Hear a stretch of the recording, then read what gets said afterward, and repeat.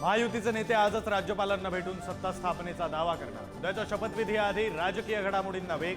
उद्या आझाद मैदानावर फडणवीस शपथ घेणार। भाजपच्या कोर कमिटीची आज बैठक। मुख्यमंत्री पदासाठी देवेंद्र फडणवीसांचं नाव फायनल केलं जाणार।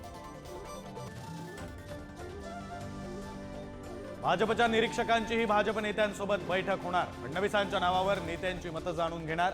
आजच विधिमंडळ गटनेत्याची निवड होणार। फडणवीसांच्या भेटीनंतर शिंदे उपमुख्यमंत्री पद स्वीकारायला तयार।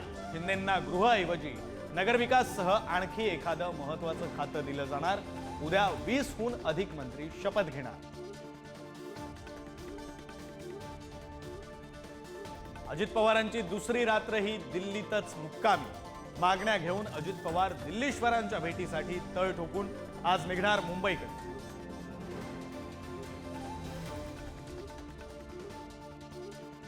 शेतकऱ्यांच्या प्रश्नांवरून उपराष्ट्रपती जगदीप धनखड यांनी थेट केंद्र सरकारला घेरलं। शेतकऱ्यांना दिलेली वचनं का पूर्ण होत नाहीत? केंद्राला प्रश्नांची सरबत्ती। जितेंद्र आव्हाडांकडून ठाण्यात ईव्हीएम विरोधात स्वाक्षरी मोहीम राबवली जाणार। ईव्हीएम मध्ये घोळ असल्याचा महाविकास आघाडीचा आरोप। राज्यभरात अनेक ठिकाणी विरोध। महापरिनिर्वाण दिनानिमित्त चैत्यभूमी परिसरात प्रशासनाकडून जोरदार तयारी। 6 डिसेंबरला आंबेडकरांना अभिवादन करण्यासाठी अनुयायी चैत्यभूमीवर एकवटणार।